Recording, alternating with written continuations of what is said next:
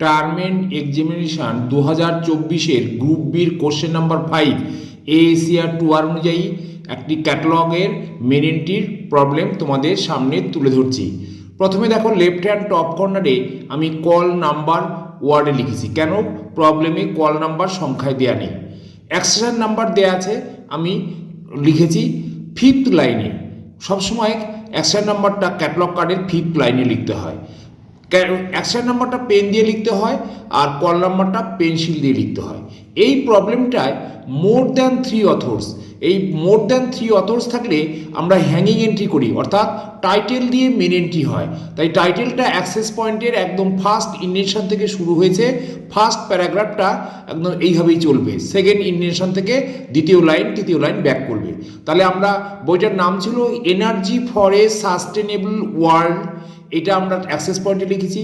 এর জন্য 4 জন ছিল অথর, কিন্তু আমরা প্রথম যে অথর তার নামটাই রেসপন্সিবিলিটি লিখেছি জশ গোল্ডেনবার্গ, এবং তারপরে দেখো 3টে ডট দিয়েছি, এটাকে বলা হয় মার্ক অফ অমিশন, এবং থার্ড ব্র্যাকেটে অ্যাট অল লিখেছি। এটার মানে হচ্ছে যখনই 3 জনের বেশি অথর থাকবে রেসপন্সিবিলিটি তখন কারো একার হতে পারে না, এই জন্য আমরা লম্বা অতগুলো লোকের নাম রেসপন্সিবিলিটি লেখা যাবে না, তার জন্য এএসিআর 2 এই নিয়ম ফলো করতে বলেছে। 3টে ডট একে বলা হয় মার্ক অফ অমিশন, এবং তারপরে অ্যাট অল, মানে আমরা যেমন ইংরেজিতে এসেট্রা লিখি, এই অ্যাট অল কথার মানে হচ্ছে এর পরেও আরও অনেক অথর আছে।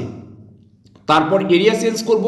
1 নম্বর এরিয়া হয়ে গেল title and statement of responsibility, 2 নম্বর এরিয়া হচ্ছে edition, full stop space dash দিয়ে সেকেন্ড এডিশন আছে আমি লিখে দিয়েছি, আবার ফুল স্টপ স্পেস ড্যাশ দিলাম, কিন্তু সেখানে আমার 3 নম্বর যে এরিয়াটা থাকে মেটেরিয়াল অর স্পেসিফিক ডিটেলস, ওটা আমাদের নন বুক মেটেরিয়ালসের ক্ষেত্রে প্রয়োজন হয়, এখানে নেব না। 4 নম্বর area place of publication Madras লিখেছি, কোলন চিহ্ন দিয়ে পাবলিশারের নাম লিখেছি, উইলে কমা দিয়ে ইয়ার অফ পাবলিকেশন, অর্থাৎ কপিরাইট হয়েছিল 1988, সেটা আমরা উল্লেখ করেছি। এখন দেখা গেল ফার্স্ট প্যারাগ্রাফ শেষ। সেকেন্ড প্যারাগ্রাফ হচ্ছে ফিজিক্যাল ডেসক্রিপশন এবং সিরিজ, এখানে সিরিজ নেই, শুধু ফিজিক্যাল ডেসক্রিপশন আছে। প্রিলিমিনারি পেজ কত আছে 12, রোমানে 12 লিখলাম। তারপরে 13 to 517 টেক্সচুয়াল পেজ ছিল, তাহলে আমরা কন্টিনিউশন হয়েছে পেজ নাম্বার 12-এর পরে 13 হয়েছে, তাহলে আমরা লাস্ট সংখ্যাটা শুধু 517p, পেজের জন্য সংক্ষেপে পি লিখবো, ডট দিলাম, সেমিকলন দিয়ে সাইজ, ওখানে সাইজের আমার 23.5 ছিল, ওখানে 24 সেন্টিমিটার হবে পরের রাউন্ড ফিগার, কিন্তু এখানে প্রস্থ উল্লেখ হবে না। প্রস্থ আমরা উল্লেখ করি কখন, যখন হাফের কম হবে বা দৈর্ঘ্যের থেকে যখন প্রস্থ বেশি হবে। তাহলে এখানে সেকেন্ড প্যারাগ্রাফ হয়ে গেল। থার্ড প্যারাগ্রাফে অনলি আইএসবিএন আছে, দামও নেই, আমি শুধু আইএসবিএন এর নাম্বারটা বসিয়ে দিলাম। এরপরে হচ্ছে আমার ট্রেসিং এরিয়া। ট্রেসিং এরিয়া এখানে একটাই হবে, কি হবে, সাবজেক্ট, ওখানে দিয়ে দিয়েছে কোশ্চেনে ফোর্স অ্যান্ড এনার্জি, এটা অ্যাডেন্টি সাবজেক্ট হবে।